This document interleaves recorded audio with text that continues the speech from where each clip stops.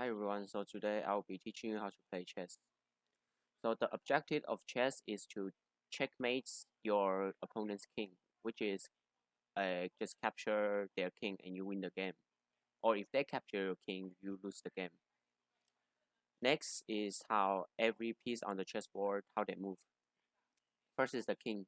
The king can move one square away from him, so just one square. This is the king. Next is the queen. The queen is the most powerful piece on the board. She can move like a cross, while she can move diagonally. Okay, so this is the queen. Next is the bishop. The bishop can move diagonally only. The knight can move like an L shape, like this, an L shape here. Or these spots are all the squares where the knight can jump to. And knight is the only chess piece that can jump over other pieces. For example, like this. Oops. This knight can jump to here despite there are 2 pawns blocking him. He can still go to this spot or go to this spot. So this is the knight. Next is called the rook. So the rook can move like a cross. So basically the queen is a combination of the rook and the bishop. So that's why she is the strongest chess piece. And lastly, these 8 things are called the pawns. So the pawn can move 2 squares or 1 square.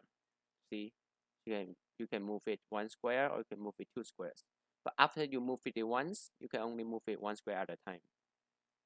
See, so the first time you can choose 1 or 2 squares. Let's say this, and the second time only 1 square at a time. Next, pawn can only take pieces that is diagonally, 1 square diagonally. See, you can take this piece, for example, or you can take this piece, but it cannot take the piece that is right in front of him. While other pieces, if they see the piece, they can just take it. This bishop see this rook, he can just take. Or this knight see this knight, he can just take. But how the pawn move, it moves straight forward, but it takes pieces diagonally, 1 square diagonally. And there is a special rule for pawn is when you march it to the last row, which is the opponent's last row, you can promote it to either a rook, a knight, a bishop, or a queen. But for most cases, you want to promote it to a queen since the queen is strongest of those 4. Okay, so next is like the end game. So there are three there are 2 games, 2 ways to end the game. First is called by stalemate and checkmate. Okay, so let's say we do checkmate first. So let's say it's here. So now if we move the queen here, this is checkmate because their king cannot move anywhere. If they move here or if they move here, the queen can just take with their next move. And well, you can say, oh, what if the black king goes to these 3 spots? Well, if they go to these 3 spots, our king can take their king. So these are all not legal moves. So yeah, so in this position, this is called checkmate. And before checkmate, actually, there is called check. So if our queen sees their king or any other pieces, let's say the bishop, our bishop sees their king, this is also called a check. So in a check, there are three like three choices your opponents can make. First is called just run. You just go to other squares.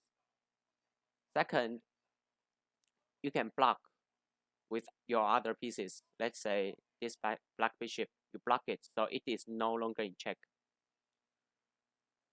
And last option is called just taking it. See, this bishop is checking the king. So you just use your knights to take the bishop. Now the blocking is no longer in check. So this everything you need to know about check and checkmate. Next is called stalemates. So in this position, so let's say their king moves here, and your queen, you move it here.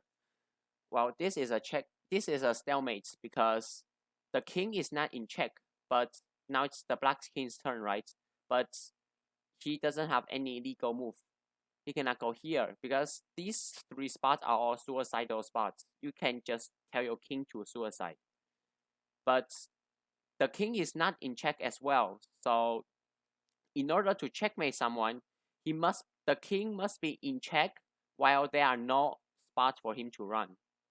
Well, if you are in this position, then yes, this is a checkmate because the queen is checking the king while the king have no legal spot to move. So this is checkmate, and this is stalemate. Okay, next I'll be showing you some strategies. First is called castling. Let's say we ended up in this position. Now, there are three rules before castling. First, there shouldn't be any pieces between the king and the rook. Second, your opponent cannot be seeing these three squares. If they see these three squares, you cannot use the move for castling. See, this bishop is seeing this square, so you cannot castle. And lastly, the king and the rook have already been moved before. So if you got all those rules, if you acquire for all those rules, then you can use the move called castling. So you move the king 2 squares to the right, and you move the rook 2 squares to the left. Now you have done castling. And why should I castle? It is because you move the king to a relatively safe spot, which is the corner, instead of the middle. Because in the middle, there are a lot of attacks from everywhere. Next strategy is called the scholar's mate, which is a mistake where a lot of beginners tend to make. You start with e4 with this pawn. They respond, well, since they are beginner, they don't know what to do. So they will just make a random move. Now you move your king, you move your queen here. Now again, they might just make a silly move like this. And you move this bishop to c4. And now your opponent again makes another silly move. Like they would probably do this. Now your queen can move it to here, f7. Now this is called checkmate, because like I said earlier, in order to checkmate, there are three. Your opponent can only do three things. First, he can run, but in this case he cannot run. There are only 1 squares. Second, he can take stuff that is checking your king. But the only piece that he can take the queen is with his king. But if he takes, then your bishop can just take his king. So he cannot do that.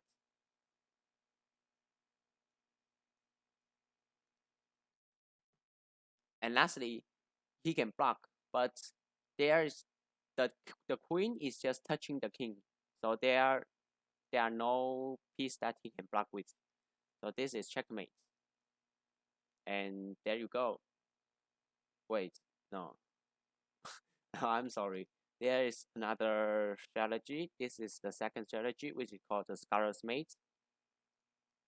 Lastly is the Italian game, which is the most common opening. Start with e4, the opponents respond with e5. you put your knight to f3, attacking their pawn, and they will defend it with their knight as well. Now it's your turn. You move your bishop here to c4, and they will probably do this. And now you have two choices. You can either go here or you go here. You just castle. So castling, easy. Now if you decide to go here, they might probably do this. If they do this, then you can just simply go here. Why? Because he cannot take. If he take this legal move, so he can only move his queen here and just take the rook for free. And there you go. You have learned how every piece is moved and the 3 strategies for playing chess.